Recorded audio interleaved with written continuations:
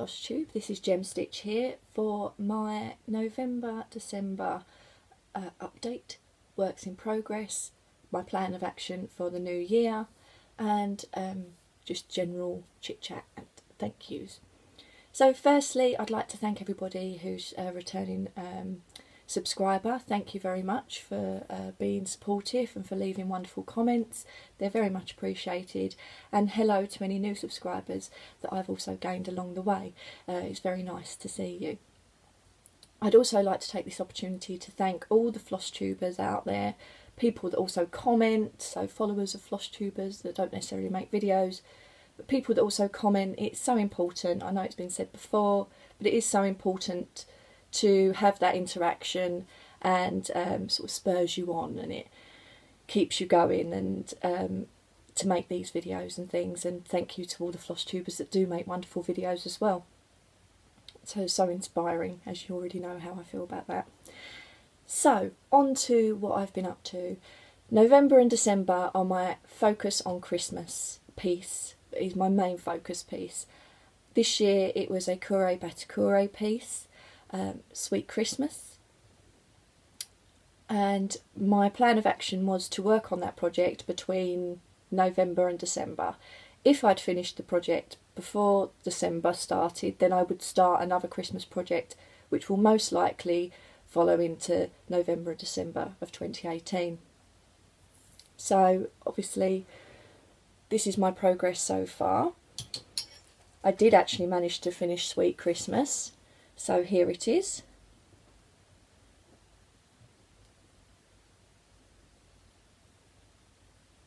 So this is stitched on 32 count silver raw, so it's got a silver fleck in the linen, and it's a Belfast. I did make two colour substitutions. There was two flosses, dyed flosses from an independent dyer that I unfortunately didn't manage to get to, so what I decided to do was substitute those for two other hand dyed flosses from Weeks Dye Works, but I will put that information in the information box below. It would be nice if I could manage to get this finished before the end of December, so that I could potentially put it and hang it up to go along with my other Christmas decorations, but crazy times, just crazy times, lots to do, very busy. So we shall see. I'm starting to get a finishing pile building up, so I'm sure that once I get all my fabric together and how I want to finish them, then I'll just have a couple of days where I'll actually just get on with it and just finish a couple of the pieces that are outstanding. So in this pattern I did end up couching, I believe is the right word, where you sort of overlay the floss and then tack it into place to get some of the curly, to get the curly effect. I could have backstitched over two, but I still felt that that was quite jagged. So as you can see from here, I actually achieved this more curly effect by couching, and I also did this with the ribbon-like string as well. I was contemplating doing lazy daisies, and I kind of did to a certain degree, but it is probably more couching. I just literally used, as recommended, the two strands of DMC that was recommended in the colour, and then I used one strand to tack them into place of the same colour, and that ends up with an effect, and they don't move, so they don't get floppy all over the place. I will most likely turn this into a wall hanging for Christmas, and I will probably go for something polka dot, or there's a gingham effect on here as well. It's sort of been put here, but I'm probably going to go for a red and white polka dot and turn it into a wall hanging, very similar to the one just there. That's Cuore batticuore. That's the Summer Garden. So, but this is Sweet Christmas. So same designer,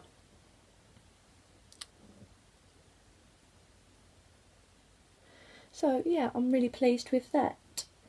Which of course meant I did actually finish it before December. So therefore I did get to start my new Christmas piece, which was, or is, the Cuore Batticuore Winter Garden. I'll show you a picture here. If I can just whip this project out like that.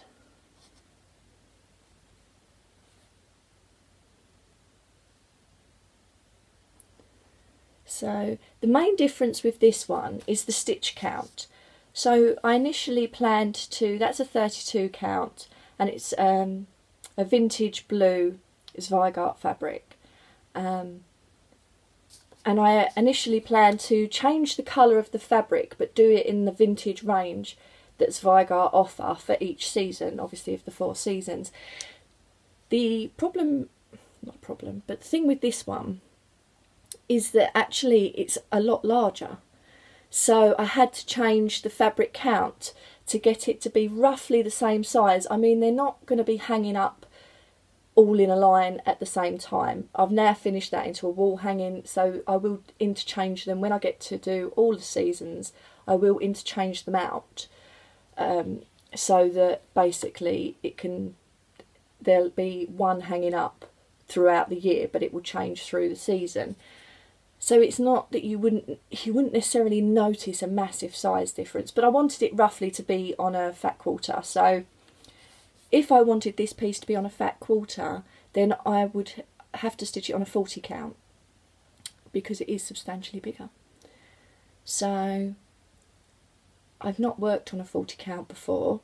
I've done 1/1 stitching on a 28 count and 32 for skin and things like that, but I'd not done a project on like 1/2 on 40 count before.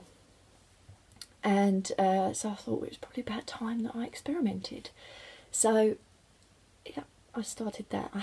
I did finish Sweet Christmas quite close to the end of November. So there's not an awful lot of progress on here, and as you can see, it's on my frames. And there you go. So this is just a grey. This is a plain grey. From Zweigart, and it's 40 count, so it's Newcastle, and that's what it looks like. And I am enjoying it so far. I mean, I really like the pattern. I'm not a big fan of stitching white. Excuse me. I'm not a big fan of stitching white, whatever count. I'm just not a huge fan. So I thought it would be quite interesting. I must admit, because it is just one strand, even though I use the method of von Pfeiffer's method of actually coming up with the needle and going down with the needle, and that does massively reduce the twisting of threads. Also, obviously, if for whatever reason that's not convenient, then railroading, where you make sure that your threads are laying flat. I tend to do that naturally with my hands as I'm stitching through. I find that white stitches still don't lay perfectly enough for me. So I thought it would be really interesting to see, as I now am in a position where I have to stitch sort of one strand, sorry about my phone, one strand over 2, how the twisting of the threads. And I must admit, I do like the way it lays, but I just don't think I like white thread really. I'm not a big fan. It's just one of those things. However, I do like the pattern, so, and I don't want to change out that white. I think that's what makes it, so that will be what stays. So that is Cuore e Batticuore Winter Garden. And that will be my focus piece for the rest of December, and then we'll go into November, December of 2018. That's basically my Christmas piece. So what else have I been stitching? I didn't manage to get, they're not focus pieces as such, but there were little ornaments started in along with the Stitch Mania sale, that I tried to complete every month so that I would have ornaments to display either seasonally, and that's really helped to sort of boost my display. And because I just started sort of focusing and doing that this year, I haven't got a lot to, unlike some beautiful stitchers out there that have got beautiful pieces hanging everywhere, I haven't got that sort of amount of stitching. So yeah, so, but I didn't manage to get Prim Christmas. This was my November, as I'm sure you're aware.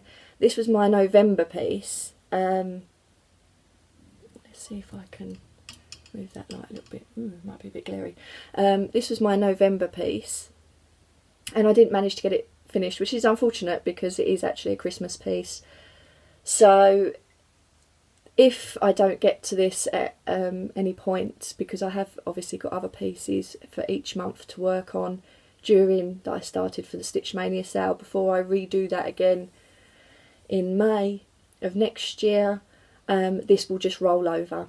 So when I started it on the first 12 days of Mania, because I did 12 pieces, one for every month, then obviously that this will, instead of starting a new piece, this will just immediately insert into that space. So this is on 27 count Linda.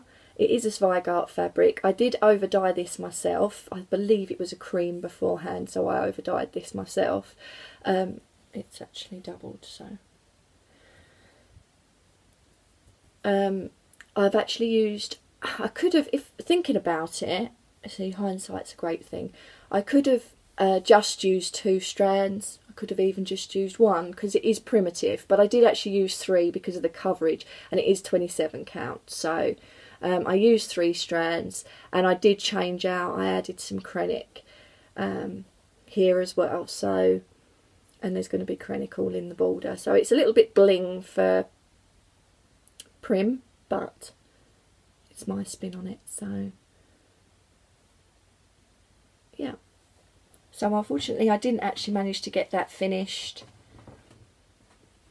during the November time, so hopefully I can go back to that at some point. So my mini ornament project for the month of December is actually all a bit backwards, but I'm doing it in order. So wrong one, is Ghoul Tidings by Plum Street Samplers, and this is in the Halloween 2013 magazine. Now this one I called a twofer because the ornaments roughly, and I mean they vary because obviously you can get ornaments that are quite sparse in stitching and you can get ornaments that have got quite a bit of stitching in them, but roughly I guided a small ornament as sort of a piece that would fit with a 2-inch border on a 9 by 9 inch piece of fabric. Well, this slightly comes over that, so I classed it as a twofer, so this was actually like 2 months worth as such. And what I did was I split the design straight down the middle here. This section, the Ghoul Tidings with the cats, sort of middle-ish here, that should have been finished in September, but I didn't get to it in September. If you watched my last video, I didn't manage to get much stitching done at all in September, so that's not done either. See, the running trend here is that I could have a couple of rollovers for Mania. This one has come up as the December piece, and I am going to try to work on that, so otherwise I'm going to have lots of rollovers. I've left it in my Q-snap, so as you can see I've got a pumpkin here to do. I hadn't filled out the rest of the date because I actually slightly altered it. In here it says 1692, and I planned on changing that, the last 2 digits, to whatever year it is that I was going to finish. Well, we know it's going to be a 1, but whether it was going to be a 7 or an 8 was the issue, which is why I've left that blank. But yeah, so I've got a pumpkin to do, some of the greenery left to do, and coming down working on her wagon with the little wheel, and then this is sort of just over halfway. So if I get that completed, then that month will be actually, or this month's project will actually have been done. If I can, although it is getting extremely busy, if I can, then what I might do is try and finish what I did actually miss, which is the Ghoul Tidings to you and the cats, and try and finish that this month as well, so that actually this will end up being a finished piece. This is stitched on 32 count Belfast, and it's an over dye by me, so it's like a grey. I'd say the colour is pretty much accurate, slightly greeny, greenier than what's shown on screen. I know I'm not the only one to question this. I'm not sure about this bit on the top. I'm intending to stitch it and turn it into a cushion, so I'm not too concerned about stitching this on the top. I'm going to see how I feel once I've completed all of this bit. If I feel that it's lacking, then I will stitch this across the top. But if not, then I may just leave that border out. So literally it finishes just above the flower here. And then that would be the top. So you'd be missing out that border bit, this bit. But I'm going to see how I feel about that, to be honest. There was a counting error in her dress. Her dress should have been a bit fatter, as you can see from here. I did manage to fit in, I actually missed a line. And so I did manage to fit in this sort of folk art flower, but I missed a line somewhere. So what I've actually done is, to make sure that it all balances out, I've actually given her longer boots. And so all of this is actually stitched in the right place. It's just, this is slightly off. But yeah, so I've just gone for a less fuller skirt on the witch there. So that's where I'm at with Ghoul Tidings. I have used one of the recommended, it was all hand-dyed threads. I've used one of the recommended hand-dyed threads. The others are actually all DMC, but I've blended them to give them more of a vintagey look rather than a solid colour. This colour isn't blended, and nor is the white. Well, it's an off-white here, that's not blended either, but all the other colours, these oranges, this orange, these greens, the reason they look a little bit more sort of opaque in colour is because I've blended them with two, so it's it's still two threads, but it's one thread of two different DMC colours. But I can put that information down in the information box below. So yes, that's where Ghoul Tidings is at.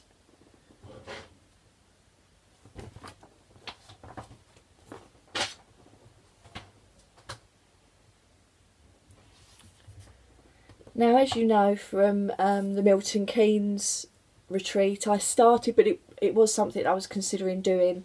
I started an idea for myself called Sampler Sundays, where on a Sunday, if I get to stitch, I stitch on a sampler. This isn't going to be part of my focus pieces. This is just literally, you stitch on the sampler until you finish the sampler. If you don't get many times to stitch on a Sunday, then it doesn't have to be finished within a year or anything like that. It can just be finished when it's finished and you start the next sampler. So I'm getting these samplers from the Antique Needlework, Sampler and Antique Needlework Quarterly magazines that have been uploaded onto a DVD. And this one is called Treasure Sampler. We discussed it because I had some colour changes, and so this is from the 1991 Sampler and Antique Needlework Quarterly Volume 3, and that's what it should look like. And I made some changes to this, which I discussed in my last video, and I did work on it this Sunday, and I did actually manage to achieve quite a bit. But not get it finished, so it's been in the Q-snap. So I'm ever so nearly there. it does actually say, with needle in hand, I stitch with pleasure, a sampler to adorn my cherished treasures. So the border is all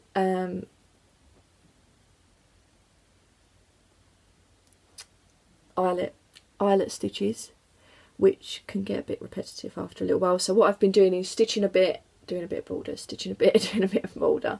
And I changed out some of the colours here as well to make them more peacocky rather than pink. This is stitched on a 32 count hand dyed Belfast linen, hand dyed by me, and it's looking a bit grey on there. It's much more of a sandy colour, and there's some satin stitches as well in the peacocks there.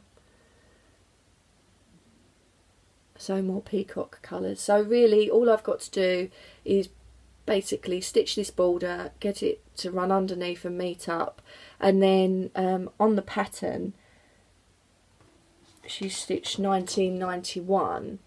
What I'm going to do is, that's where I'm going to put my initials when I sign off my work, so I'll put my little signature and the year in between the peacocks.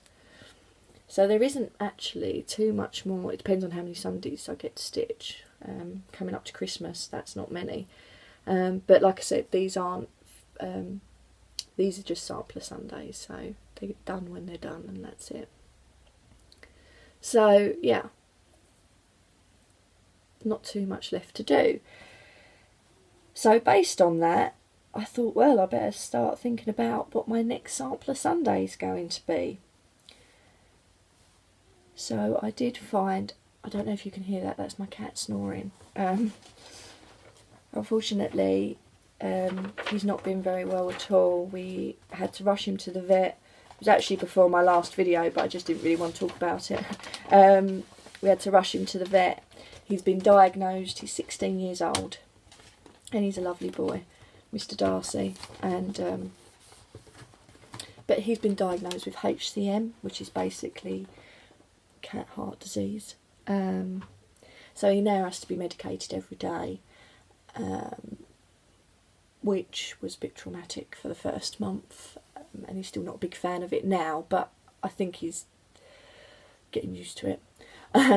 So he has to be medicated every day. Obviously quality of life and not quantity is important to me and my husband, but at the moment, as long as he takes his medication, he wouldn't know that there was anything wrong with him.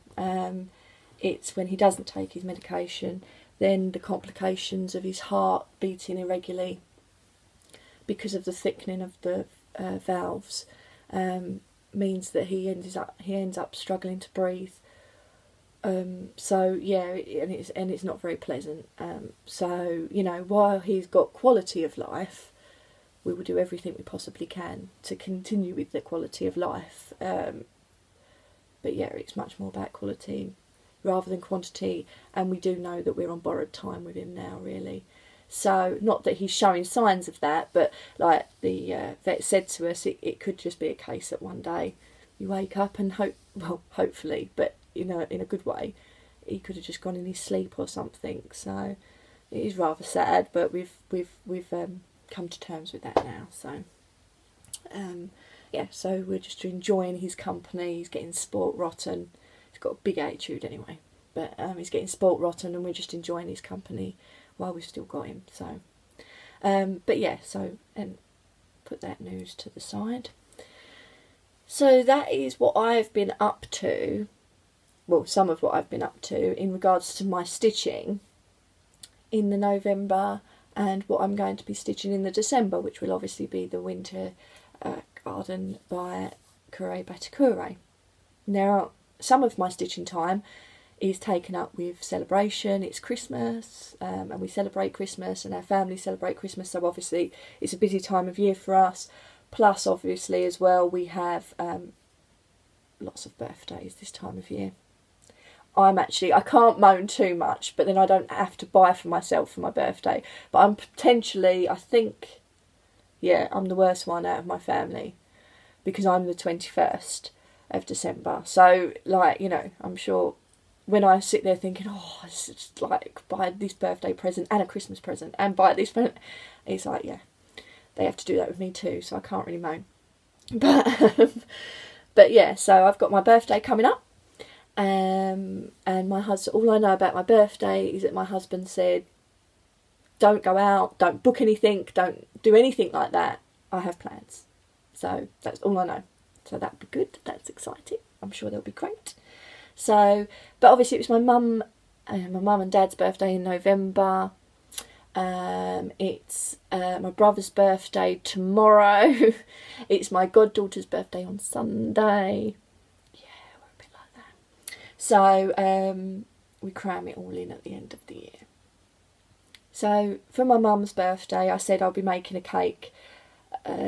She wanted what she called a showstopper. She wanted a cake.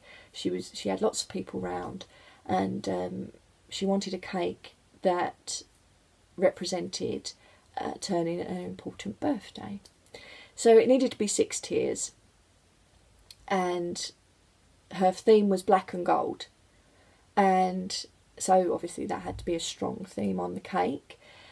And so I let her look through all my old cake books and wedding magazines, cake wedding magazines and things, and I said, well, you know, yeah, it's a birthday cake, but pick out things, what sort of style do you like, what things sort of really stand out, to give me a rough idea, and then I will design it from there.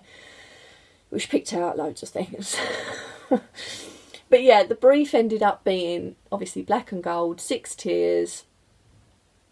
She liked feathers. She liked the flowers that you find on a wedding cake. But I didn't want it to be wedding cakey, obviously, because it was a birthday cake. So the flowers that you find on a wedding cake.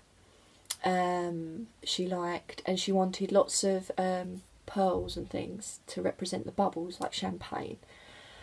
So I thought about it and then winged some of it, as you may know from my last video, because I had to start it like then. And I'm hoping, well, I know when I turned up with it, she was so happy and so pleased with it. So, but I'll insert a picture here because that took about 2 weeks. So I'll insert a picture here as to the finished article.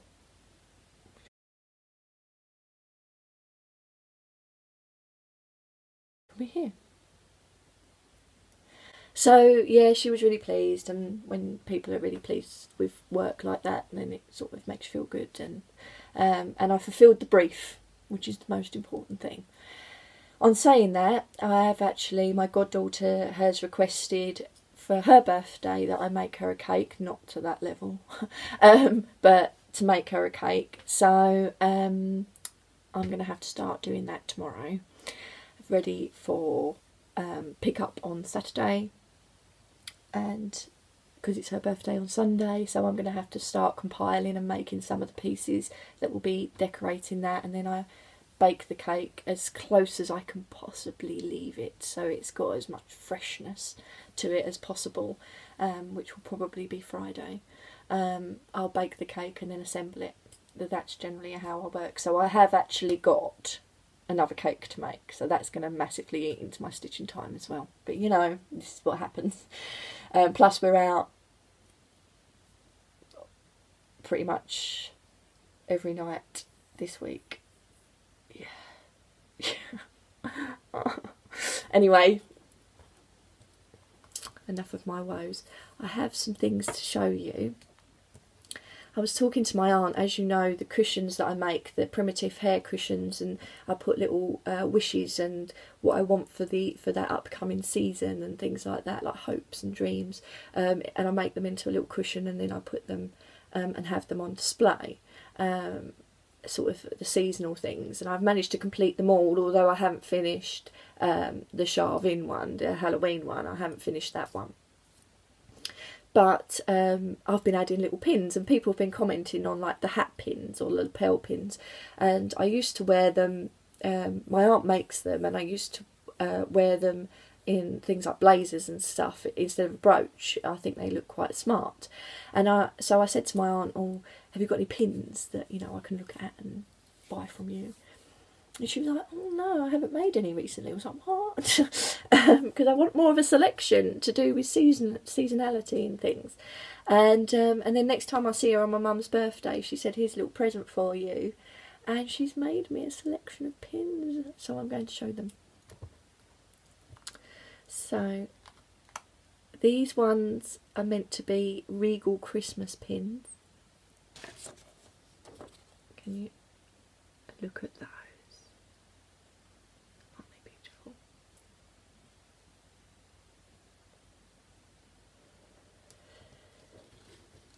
These ones, because I told her what I wanted them for, so she's making more so that I can go back and get a selection as well, another selection, but these were just fabulous. These ones are the autumnal colours.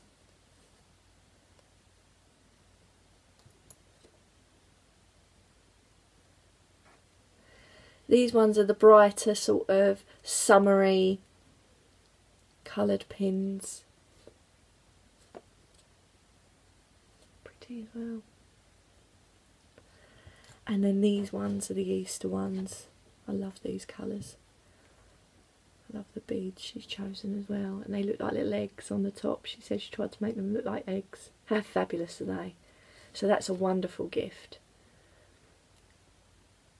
So I'm seeing her on Sunday as well. But yeah, so I got those, so I got really excited about those. I did also get another set, but I've actually got them. I've actually already put my Yule cushion out from the primitive hare that I'd already stitched, and I've actually already put two, there's three, I had a pin on already that was blue, but I've put another two in there as well, so hopefully you'll see that in some pictures, and that I'll upload after the end of this video, which will probably be about, oh, did I show you? I didn't. Actually, sorry. So going back, because I got sidetracked, going back to the sampler Sundays, obviously I don't know when I'm going to get that finished because I'm busy, but when that is finished I've lined up my second sampler project. So I got that from the Antique Needlework Quarterly magazine, and this is actually from 1992, and it's the Susanna Hardiman sampler. I know these pictures aren't great anyway. So this one says Susanna Hardiman, July 21st 1847, aged 7 years. This I done, the world may see, what care my parents took of me. Here's what that says. It's mainly all cross stitched. The house is satin stitched, but other than that, this is all cross stitch. And I've decided to stitch it. The colours, I think, because it was a practice sampler for her. I mean 7. That's impressive anyway. But because it was a practice sampler for her, I mean most 7-year-olds you would generally probably go for the bright colours, but I think they just gave her the drab brown colours. And it is a replica, and generally I try to stick to the replicas because that's the point of replicating. But I have changed it out because I just thought it would be too drabby brown, and also taking into account that the themes and styles of the time, I mean this was from the 1992 Sampler and Antique Needlework Quarterly, may have had an influence in some of the DMC that was chosen, in the sense of that would have been more of the colour choices that were being made. So I've decided to play with the colour, and I'm basically using some hand dyes as well as some DMC, and sometimes a bit of both, like blending two threads together, tone down certain colours. So I've replanned the colours. As and when I start it, then I will upload that information to let you know. I also got my fabric of the month. I had several fabric options for this. It recommends 32 count tea dyed linen, but I had several fabric options that would fit that bill, but I actually got this, and this was the November 2017 Sparklies. I'm part of the Sparklies Fabric of the Month Club. And it come through, and I looked at it straight away and I thought, Susanna Hardiman sampler. So it's actually called Slightly Buttery, and that's exactly what it is. It's very light yellow, so probably a little bit lighter and less brown, but there's quite a bit of brown in the threads, so this is just going to be my little spin on it. And this is 32 count, so I'll be stitching it on that when I actually finish the Treasures sampler, and that will be done and worked on a Sunday. So that will be my next sample piece. Like I said, that's the only obligation. On a Sunday I stitch on my sampler piece. I'm not worried when they're finished. It doesn't bother me. At least I know that I'm using some of these designs from their Sampler and Antique Needlework Quarterly. So that makes me happy, because I feel like I'm using, and there's some beautiful designs, and that's what I'm trying to do, go through every year and pick out my absolute favourite in that year. And then the plan of action is to stitch each one going through the years, because it is no longer in publication now, unfortunately. I think that is it. So I'm going to leave you with some photos and a very, very small, like 30-second video of some of the stitched, because there isn't much, work that I've got round for Christmas. I mean, people like Sylvia from Becca's Land. You've got Priscilla in Chelsea.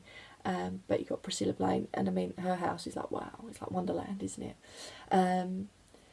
Those are beautiful things to inspire to, or take part pieces from, to like and to convert. And it's great sharing that inspiration. Obviously, I've just embarked on this journey, so I haven't got as much of the decorations and things, but I'll show you what I have got. I will leave the information in the information box down below, but just to let you know, I made a bunting. It's the first thing I'd used on a sewing machine since I was about 12 at the time, and I made a bunting out of the Country Cottage Needleworks classic ornament series that I used the Patchwork Rabbit, and I took part in that, and I actually stitched one of those a month, and then I decided to turn it into a bunting, so that's hanging up. Then I've also got the Primitive Hare Christmas Carol sampler.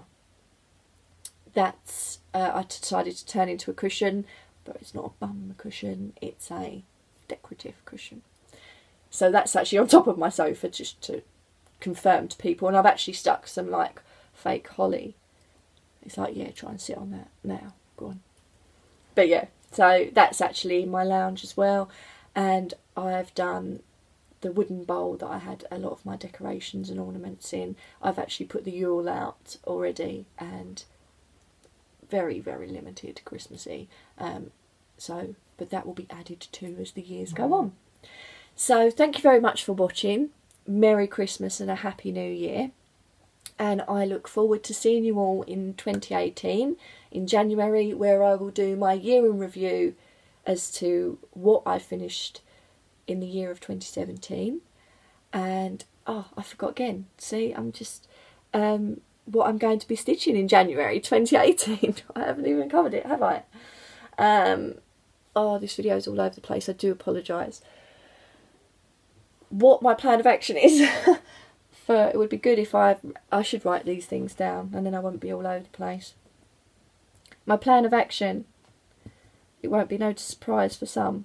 What will I be stitching in January, as I won't be seeing you till before then, will be a New Year, New Start Stitch Mania sale, as well as there's a Milton Keynes Retreat sale, which is a New Year, New Start. So I'm not doing two, just doing one. I'll put it in both. Will be a Nora Corbett, like I do every year. So this is the Wisteria Fairy. She's beautiful. And I ummed and ahed about the fabric, and I think it's really good. Danielle Stitcherista, and I know a couple of other people have actually done, where they go through the different fabrics and looking at like floss tosses and things like that, and that is such a good idea. I've not got the equipment at the moment to be able to do things like that, but when I do, I will, because I know some people are like, I really like the fact that you talk through your thought process, so I will, obviously, as soon as I'm able to do that and I'm equipped to do that, then I will. I haven't forgotten what you said, and I will do it, as well as a room tour, although it's messy at the moment, because there's presents and things, so I'll do that when it's a bit tidier. But yeah, so anyway, Nora Corbett, Wisteria Fairy, New Year, New Start. So we started on the 1st of January, or as close as. And I am stitching her. I know, because you're going to go, why? I am stitching her on Leo by Sparklies. So this is yellows and browns. Let's see if I can fold it over. But I think this is going to work. I do. I mean, you can tell I'm pretty crazy with the fabrics when it comes to these fairies, but I do believe this is going to work. So I think, because actually, although she's purple, there's quite a bit of blue in there, and I just think that's going to pop, as well as the greens from her wings. And I do think it's going to work. If it goes horribly wrong, then you'll know about it in January, because I will tell you. But yeah, so that's my plan of action. I'm doing the Wisteria Nora Corbett for my New Year, New Start in January on Leo by Sparklies, and that's a 32 count Belfast. So, sorry it's been a bit all over the show, bit disorganised, do apologise about that, and a bit run over time as well. So once again, Merry Christmas, or Happy Holiday Season if you don't celebrate. I hope you have a wonderful New Year, and I look forward to seeing you all in January. In January, where I'll do my year in review and obviously keep you up to date of any progress that I've made on any of the pieces that I'm working on at the moment. So take care everyone, and have a great holiday December, January season. Bye bye.